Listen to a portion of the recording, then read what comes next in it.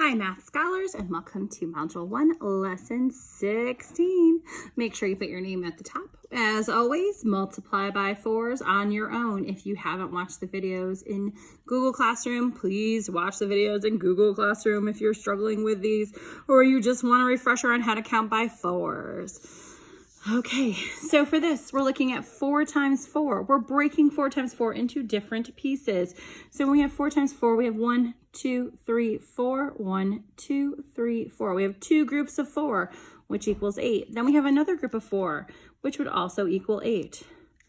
So it's saying we can break down 4 times 4 into 2 times 4 plus 2 times 4, which is the same as saying 8 plus 8, or also 16. So 4 times 4 is 16. So when we're doing the distributive property, we're breaking things down into a more manageable bit. Like 8 times 4. If you don't know how to count by 8s and you haven't learned how to count by 4s, or you're just not sure how to do this, one of the ways we can break it down is to a group of 5 and 3. Love 5s. So much fun to count by. So we have 1, 2, 3, 4, 5 rows of 4. So we can do 5, 10, 15, 20. So 20 times 4, or 5 times 4 would equal 20. Then down here we have 3 times 4. So we can count these by 3s going down or 4s going across. So we can do 3, 6, 9, 12. So 3 times 4 is 12. So 8 times 4 equals 5 times 4, which we did right here, is 20. 3 times 4, which equals 12. So 8 times 4 equals 32. Sorry, I jumped ahead on that one. I know 8 times 4 really well. 2 plus 0 is 2, so there's that. 1 plus 3 is 3. 4 times 8 is 32. So we have 6 times 4, so we're going to break it into 5 times 4 plus 4 times 1. So we have 1, 2, 3, 4, 5 groups here. 5 times 4 is going to be the same as it was over here. But we're going to count it just because I like to. If we count it across, we'll do 4s. If we count it down, I'm going to do 5s, and I like to do 5. So 5, 10, 15, 20. 5 times 4 is 20. 1 times 4 equals 1 row of 4, so that's 4. So 6 times 4 equals 5 times 4, which we did right here, which is 20. So you're going to bring that 20 down here. We have that 4, which is 1 times 4, which is right here.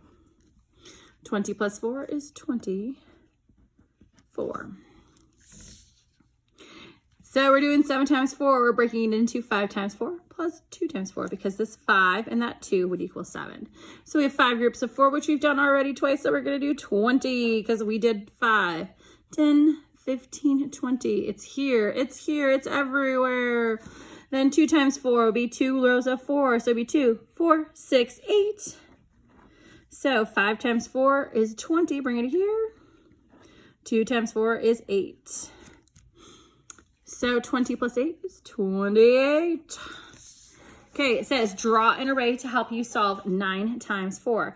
Use a 5s fact to help you solve. So if I'm looking at 9 times 4, what 2 numbers would I add together to make 9 when one of them has to be 5? So I have 5. There's 5 fingers here.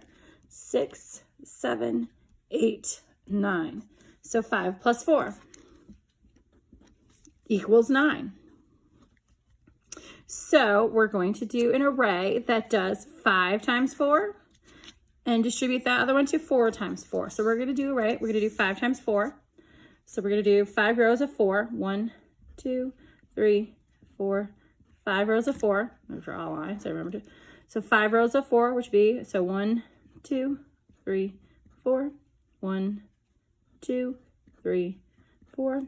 1, 2, 3, 4. 1, 2, 3, 4. This has got a little messy, sorry. 1, 2, 3, 4. All right. I have 5 rows. 1, 2, 3, 4, 5 of 4. 1, 2, 3, 4. So this is 5 times 4, which equals, we've done it here, we've done it here, we've done it here, we've done it here. 5 times 4 is 20. Okay, that gives us this one, but we need to do this one. So this one's going to be 4 times 4. So we have 1, 2, 3, 4. 1, 2, 3, 4. 1, 2, 3, 4. We're out of room. 1, 2, 3, 4.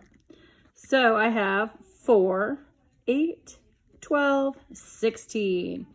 So I got to take these two numbers and I have to take 9 times 4 equals 5 times 4 plus 4 times 4. This equals 20 plus 16.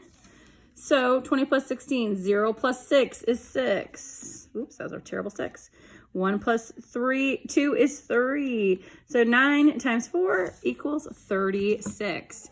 Distributed property helps you break up your groups into smaller groups so they're more manageable. It takes a couple more steps, but while we're still practicing, this is a great way to do your multiplication. Have a great day, scholars.